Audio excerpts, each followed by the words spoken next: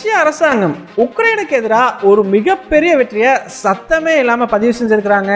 இந்த ஒரு வெற்றியின் மூலமா போக்ரோவோஸ்க்ல உக்ரைனை ரஷ்யா செக்மேட் பண்ணிருச்சு அப்படின்னே சொல்லலாம். சோ இந்த வீடியோல நம்ம என்ன பார்க்க போறோம் அப்படின்னா, மினி கவுல்ரன் அப்படின்னு சொல்லக்கூடிய ஒரு போர் யுக்தியை பயன்படுத்துறதன் மூலமா உக்ரைனை ரஷ்யா எப்படி திக்குமுக்காட வச்சது அப்படிங்கறத பார்க்க போறோம். கூடவே இந்த ஒரு வெற்றியின் மூலமா போக்ரோவோஸ்க்ல ரஷ்யாவுக்கு எவ்வளவு பெரிய ஒரு அட்வான்டேஜ் கிடைச்சிருக்குது அப்படிங்கறதையும் ரொம்பவே டீடைல்டா இந்த வீடியோல பார்த்தறலாம். வீடியோவை லைக் பண்ணிக்கோங்க, சேனலை சப்ஸ்கிரைப் பண்ணிக்கோங்க. வாங்க வீடியோக்குள்ள போயிடலாம். அறிவோம் தெளிவோம் உறவுகளுக்கு அன்பான வணக்கங்கள்.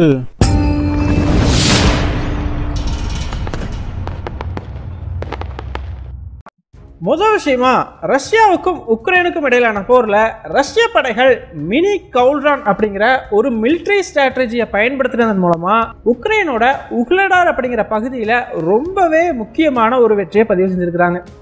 ஏன்பா இந்த உக்லடார் ரஷ்யாவோட ஃபியூச்சர் பேட்டில்ஸ்க்கு ஹெல்ப் பண்ணுமா, ரொம்பவே இம்பார்ட்டண்ட்டான ஒரு நகரமா அப்படின்னு கேட்டிங்கன்னா அதுதாங்க இல்லை. ஸோ உக்லடார் அப்படிங்கிற நகரம் பார்த்தீங்கன்னா பெருசாக முக்கியத்துவம் வாய்ந்த நகரம் கிடையாது.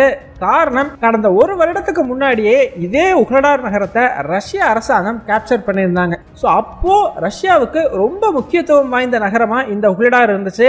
ஈவன் அப்போ கூட நம்ம இதை பற்றி வீடியோ பார்த்துருந்தோம். இந்த மாதிரி நிலக்கரி சுரங்கங்கள் அதிகம் நிறைந்த பகுதி தான் இந்த உக்லடார். ரொம்பவே உயரமான ஒரு பகுதி. ஸோ ரஷ்யாவோட ஃபியூச்சர் பேட்டில்ஸ்க்கு ரொம்பவே ஹெல்ப்ஃபுல்லாக இருக்கும் அப்படின்னு சொல்லி.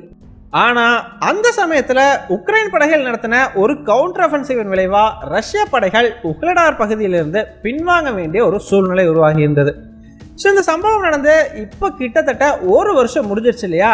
ரஷ்ய படைகள் உக்லடாரை தாண்டி இருக்கக்கூடிய பல பகுதிகளையும் வந்து பார்த்தீங்கன்னா கேப்சர் பண்ணி இப்போ போக்ரோவோஸ்க் வரைக்கும் ரீச் பண்ணிட்டாங்க. இதனாலேயே உக்லடாருக்கு கடந்த ஒரு வருஷத்துக்கு முன்னாடி இருந்த ஒரு முக்கியத்துவம் அப்படிங்கிறது இந்த போர்ல இப்போ கிடையாது.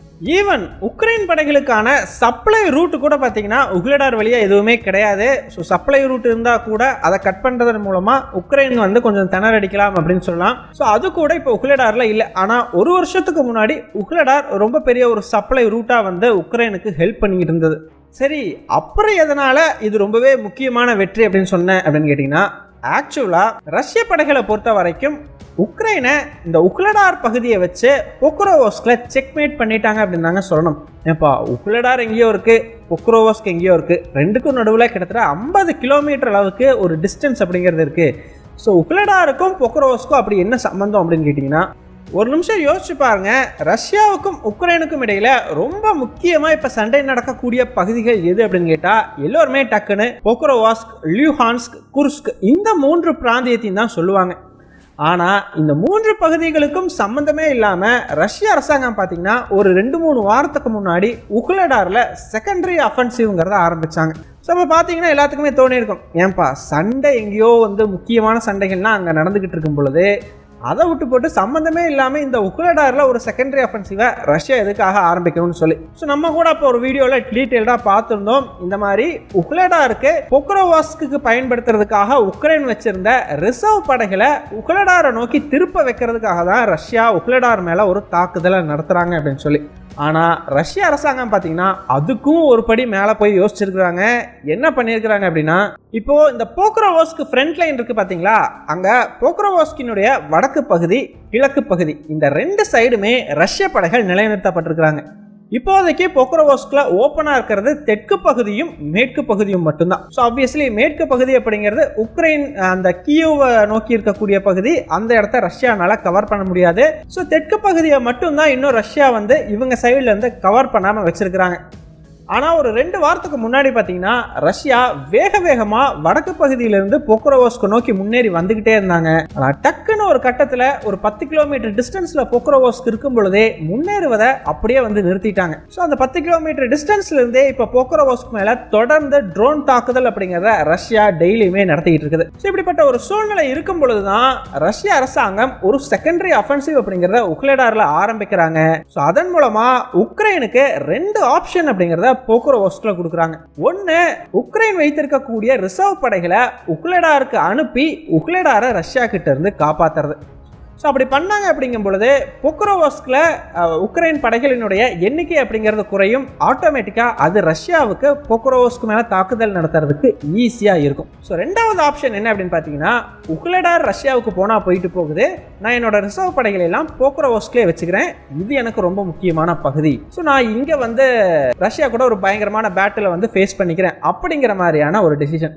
ஸோ இப்போ உக்ரைன் பார்த்தீங்கன்னா இந்த இரண்டாவது ஆப்ஷனை தான் சூஸ் பண்ணியிருக்கிறாங்க. காரணம், உக்ரைனுக்கும் நல்லாவே தெரியும் உக்லடாருக்கு கடந்த ஒரு வருடத்துக்கு முன்னாடி இருந்த ஒரு முக்கியத்துவம் அப்படிங்கிறது இப்போ இந்த போரில் இல்லை அப்படின்னு சொல்லி. இங்கே தாங்க ரஷ்யா உக்ரைனுக்கு ஒரு செக்மேட் அப்படிங்கிறத வைக்கிறாங்க. ஸோ அது என்னென்னு பார்த்தீங்கன்னா, நமக்கு வந்து இப்போ உக்லடாரை உக்ரைன் விட்டு கொடுத்ததன் மூலமாக போக்ரோவோஸ்கில் ஒரு சேஃப்டியை வந்து அவங்க உருவாக்கிட்டாங்க அப்படிங்கிற மாதிரி இருக்கும். ஆனால் அதுதாங்க இல்லை. போக்ரோவோஸ்க்கு இன்னுமே ஒரு ஆபத்தை தான் இந்த ஒரு ஆப்ஷனை சூஸ் பண்ணதன் மூலமாக உக்ரைன் உருவாக்கி இருக்குது. அது எப்படிப்பா அப்படின்னு கேட்டிங்கன்னா, இப்போ ரஷ்ய படைகள் உக்லடாரை கேப்சர் பண்ணதையுமே அவங்க எதை நோக்கி நகர போகிறாங்கன்னு சொல்லப்படுதுன்னா பொக்ரோவோஸ்கை நோக்கி தான். ஸோ பொக்ரோவோஸ்கை நோக்கி உக்லடார்லேருந்து போகிறதுக்கு ரஷ்யா பார்த்தீங்கன்னா ரொம்பவெல்லாம் கஷ்டப்பட தேவையில்லைங்க.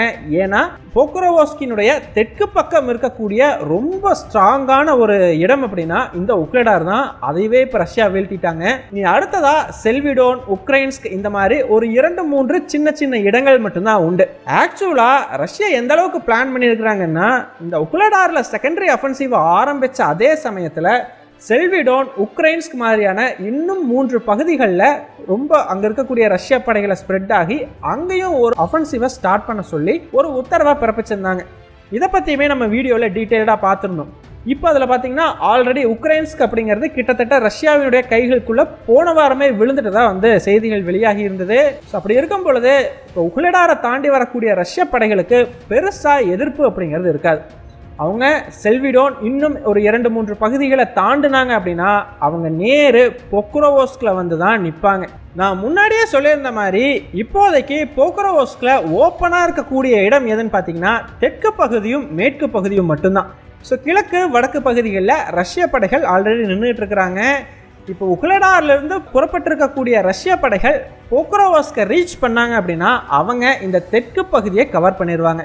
ஸோ ஆட்டோமேட்டிக்காக உக்ரைனுக்கு மேற்கு பகுதி மட்டும்தான் ஓப்பனாக இருக்கும். இந்த 3 சைடையுமே ரஷ்யா வந்து கவர் பண்ணிடும். ஸோ இப்படி நடக்கும் பொழுது என்ன ஆகும்னு பார்த்தீங்கன்னா, உக்ரைனுக்கு அவங்களால வந்து ரஷ்யா அட்டாக்ஸை எல்லாம் தாக்கு பிடிக்க முடியல அப்படின்னா ஆட்டோமேட்டிக்காக பின்வாங்கிறதுக்கு மட்டும்தான் ஒரே ஆப்ஷன் அப்படிங்கிறது இருக்குமே தவிர வேற எதுவுமே அவங்களால பண்ண முடியாது. யோசிச்சு பாருங்க, இப்போ உக்ரைனால வடக்கு மற்றும் கிழக்கு பக்கம்னு சொல்லி வெறும் 2 சைடு இருந்து தாக்குதல் நடத்தக்கூடிய ரஷ்ய படைகளையே கொஞ்சம் தாக்கு பிடிக்க திணறிட்டு இருக்காங்க. அப்படி இருக்கும் பொழுது இந்த தெற்கு பக்கமும் ஒரு படை வந்து சேருது அப்படிங்கும் பொழுது ஈஸியா ரஷ்ய படைகள் உக்ரைன் படைகளை அவுட் நம்பர் பண்ணிடுவாங்க. ஆட்டோமேட்டிக்கா ரஷ்யாவுக்கு இது ஒரு பெரிய அட்வான்டேஜா மாறும். ஸோ இப்போ யோசிச்சு பாருங்க, ரஷ்யா உக்ரைனுக்கு 2 ஆப்ஷன் கொடுத்த மாதிரி இருந்தது. ஆனால் இப்போ அந்த 2 ஆப்ஷனோட ரிசல்ட்டுமே ஒன்று தான், ரஷ்ய படைகள் பொக்ரோவோஸ்கை ரீச் பண்ணுறது தான். ஸோ ரிசர்வ் படைகளை பொக்ரோவோஸ்க்லேயே வச்சுக்காம உக்லடாருக்கு உக்ரைன் ஒரு வேலை அனுப்பியிருந்தாங்க அப்படின்னா உக்லடாரில் ஒரு பெரிய சண்டை அப்படிங்கிறத சந்திச்சு அதன் பிறகு ரஷ்ய படைகள் பொக்ரோவோஸ்கை ரீச் பண்ணுற மாதிரி இருந்திருக்கும். ஆனால் அந்த ரிசர்வ் படைகளை நான் அங்கே அனுப்பாமல் பொக்ரோவோஸ்க்லேயே வச்சுக்கிறேன்னு உக்ரைன் சூஸ் பண்ணதன் மூலமாக இப்போ இந்த பேட்டில் அப்படிங்கிறது உக்லடாருக்கும் சேர்த்து பொக்ரோவோஸ்கில் நடக்க போகுது. ஸோ கண்டிப்பாக இது ஒரு பெரிய பேட்டிலாக இருக்கும் அப்படிங்கிறதுல சந்தேகமே தேவையில்லை. ஸோ இதனால தாங்க ரஷ்யாவினுடைய இந்த உக்லடார் வெற்றி அப்படிங்கிறது ரொம்பவே முக்கியத்துவம் வாய்ந்ததாக பார்க்கப்படுது. அந்த நகரத்துக்கு என்னதான் இப்போ முக்கியத்துவம் இல்லை அப்படின்னாலும் அந்த பாதை அப்படிங்கிறது பொக்ரோவோஸ்கை நோக்கி போகுது இல்லையா, ஸோ அதுதான் இங்கே முக்கியமாக பார்க்கப்படுது.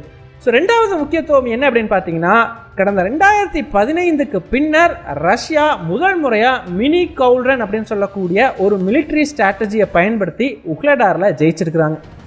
அது என்னப்பா மினி கவுல்ரன் ஸ்ட்ராட்டஜி அப்படின்னு கேட்டிங்கன்னா, ஆக்சுவலாக கவுல்ரன் அப்படிங்கிறது பார்த்தீங்கன்னா ஒரு வட்ட வடிவில் இருக்கக்கூடிய ஒரு பாட் அப்படின்னு சொல்லலாம். ஸோ இந்த பாட் எப்படி ஒரு வட்ட வடிவமாக இருக்குதோ அதே மாதிரி இந்த மினி கவுல்ரன் ஸ்ட்ராட்டஜியில் ஒரு ஃப்ரண்ட் லைன் அப்படிங்கிறது இருக்கும். அங்கே ரஷ்யா உக்ரைன் இந்த 2 படைகளும் நேருக்கு நேர் மோதிக்கிட்டு இருப்பாங்க. ரெகுலராக இந்த சண்டை நடந்துக்கிட்டு இருக்கும். ஸோ என்னதான் இங்கே ரெகுலராக ஒரு சண்டை நடந்தாலுமே கூட ரஷ்ய படைகள் சைலண்டாக 2 குரூப்பாக பிரிஞ்சு அந்த ரெகுலராக சண்டை நடக்கக்கூடிய ஃப்ரண்ட் லைன்ல இருந்து லெஃப்ட் சைடும் ரைட் சைடும், அதாவது 2 சைடும் பார்த்தீங்கன்னா அப்படியே ஒரு பாட்டு மாதிரி வளைஞ்சு போக ஆரம்பிப்பாங்க. எதுக்காகனா உக்ரைன் படைகளை எவ்வளோ அவாய்ட் பண்ண முடியுமோ அவ்வளோ அவாய்ட் பண்ணிட்டு உக்ரைனை பின்னாடி இருந்து சுற்றி வளைக்கிறதுக்காக. ஸோ இப்படி இங்கே ஃபிக்ஸ் பண்ணி சண்டை போட்டுட்டு இருக்காங்கன்னு வச்சுக்கோங்களேன். ஒரு படை இப்படி ரைட் சைடில் போகும், இன்னொரு படை இப்படி லெஃப்ட் சைடில் போகும். ஸோ இப்படி வந்து ஒரே சர்க்கிள் மாதிரி வந்து ஃபார்ம் பண்ணிடுவாங்க. ஆட்டோமேட்டிக்காக அந்த சர்க்கிள்குள்ளே இருக்கக்கூடிய உக்ரைன் படைகள் மாட்டிக்குவாங்க. அவங்களுக்கு எந்த ஒரு உணவு ஆயுதங்கள் எதுவுமே போகாது. ஸோ அவங்க ஒன்று ரஷ்யா கிட்ட சரணடையணும், இல்லை அப்படின்னா அவங்க வந்து ரஷ்யா கூட சண்டை போட்டு உயிரிழக்கணும். இந்த 2 ஆப்ஷன் தான் அவங்களுக்கு இருக்கும். இதை தான் வந்து நம்ம மினி கவுல்ட்ரன் ஸ்ட்ராட்டஜி அப்படின்னு சொல்லுவோம். இப்போ ரஷ்யா யூஸ்வலாகவே இந்த மாதிரி சுற்றி வளைச்சி தானே கேப்சர் பண்ணுறாங்க அப்படின்னு கேட்டிங்கன்னா, ஆக்சுவலாக ரஷ்யா சுற்றி வளைக்க மாட்டாங்க, 3 சைடை கவர் பண்ணிடுவாங்க. எப்படி இப்போ பொக்ரோவோஸ்கில் நடக்குது இல்லையா? ஸோ இந்த மாதிரி 3 சைடை கவர் பண்ணிடுவாங்க, ஒரு சைடு ஓப்பனாக இருக்கும். ஆனால் இந்த மினி கவுல்ட்ரனில் 4 சைடையுமே கவர் பண்ணிடுவாங்க, அப்படியே ஒரு சர்க்கிள் வந்து ஃபார்ம் பண்ணிடுவாங்க. ஸோ இதை பார்க்குறதுக்கு மினி கவுல்ட்ரன்னு சொல்லக்கூடிய அந்த பாட்டு மாதிரியே இருக்கும். ஸோ அதனால தான் இதை மினி கவுல்ட்ரன் மிலிட்ரி டாக்டிக்ஸ்னு சொல்கிறாங்க. ஸோ இந்த ஒரு விஷயத்தை தான் உக்ரேடாரில் ரஷ்யா ஃபாலோ பண்ணியிருந்திருக்குது. ஸோ இப்படி பண்ணும்பொழுது உக்ரைன் படைகளும் பார்த்தீங்கன்னா இப்படி ரஷ்யா சரவுண்ட் பண்ணிடக்கூடாது அப்படிங்கிறதுக்காக அங்கங்கே உக்ரைன் படைகளும் பிரிஞ்சு வந்து சண்டை போட ஆரம்பிப்பாங்க. ஸோ முடிஞ்ச அளவுக்கு ரஷ்யாவும் அதை அவாய்ட் பண்ணிகிட்டே சுற்றி வளைக்கணும் அப்படின்றதா ட்ரை பண்ணுவாங்க. ஸோ ஒரு கட்டத்தில் இந்த 4வது சைடை கொஞ்சம் கொஞ்சமாக ரஷ்யா க்ளோஸ் பண்ண ஆரம்பிக்கும் பொழுது உள்ளே இருக்கக்கூடிய படைகள் தப்பிச்சு வெளியே போயிட்டா அவங்களுக்கு நல்லது, இல்லைன்னா உள்ளேயே மாட்டிக்குவாங்க. ஸோ இது கிட்டத்தட்ட நம்ம சக்கர வியூகம் அப்படிங்கிறத கேள்விப்பட்டிருப்போம் இல்லையா? அதே மாதிரி தான். ஸோ சக்கர வியூகத்தில் என்ன சொல்லுவாங்க, ஒன்ஸ் ஒருத்தர் வந்து சக்கர வியூகத்துக்குள்ளே சிக்கிட்டாங்கன்னா அவங்களால வந்து வெளியே வர முடியாது. ஸோ இந்த சக்கர வியூகம் க்ளோஸ் ஆயிடுச்சு அப்படின்னாலே உள்ளே இருக்கிறவங்க லாக் ஆயிடுவாங்க அப்படின்னு சொல்லி. ஸோ அதே மாதிரியான ஒரு சக்கர வியூகம் தாங்க இந்த மினி கவுல்ட்ரன் ஸ்ட்ராட்டஜி அப்படிங்கிறது. ஸோ இந்த சக்கர வியூகத்துக்குள்ள உக்ரைன் படைகள் சிக்கக்கூடாது அப்படிங்கிறதுனால தான் உக்ரேடாரிலிருந்து வேகமாக பின்வாங்கி இருந்திருக்கிறாங்க. பின்வாங்கிட்டு இருந்த உக்ரைன் படைகள் மேலே ரஷ்யா பயங்கரமாக தாக்குதல்கள் நடத்தினதா சொல்லப்படுது. ஸோ இந்த ஒரு மினி கவுல்ட்ரனை ஃபாலோ பண்ணதுக்காகவும் இந்த ஒரு உக்ரேடார் அப்படிங்கிற பேட்டில் ரொம்பவே முக்கியத்துவம் வாய்ந்ததாக பார்க்கப்படுது. ஸோ இந்த 2 விஷயத்துக்கும் தாங்க இந்த ஒரு வெற்றி ரஷ்யாவுக்கு ஒரு ஸ்பெஷலான வெற்றி அப்படின்னே சொல்லலாம். ஸோ ஃபைனலாக நீங்கள் என்ன நினைக்கிறீங்க? ரஷ்யா பொக்ரோவோஸ்கை சுற்றி வளைச்சது அப்படின்னா உக்ரைனால ஒரு ஸ்ட்ராங் டிஃபென்ஸ் அப்படிங்கிறத அங்கே உருவாக்க முடியுமா, இல்லை பொக்ரோவோஸ்கை ஈஸியாக ரஷ்யா கேப்சர் பண்ணிடுவாங்களா? உங்களுடைய கருத்துக்கள் என்ன அப்படிங்கிறத மறக்காம கமெண்ட்ஸை சொல்லுங்க. எங்கள் டெலிகிராம் சேனல் லிங்க் டிஸ்கிரிப்ஷனில் கொடுக்குறோம். இன்ட்ரெஸ்ட் இருக்கிறவங்க ஜாயின் பண்ணிக்கோங்க. ரொம்ப முக்கியமான செய்திகள் அதில் பகிரப்படும். வீடியோ பிடிச்சிருந்ததுன்னா லைக் பண்ணிக்கோங்க, சப்ஸ்கிரைப் பண்ணிக்கோங்க. இதன் மூலமாக எங்களுடைய வீடியோஸ் இன்னும் நிறைய பேர்த்துக்கு போய் சேரும். முடிஞ்சால் உங்களுடைய ஃப்ரெண்ட்ஸுக்கிட்டையும் நிறைய ஷேர் பண்ணிக்கோங்க. இது எங்களுடைய உழைப்புக்கு நீங்கள் கொடுக்குற ஒரு ரிவார்டாக இருக்கும். நன்றி.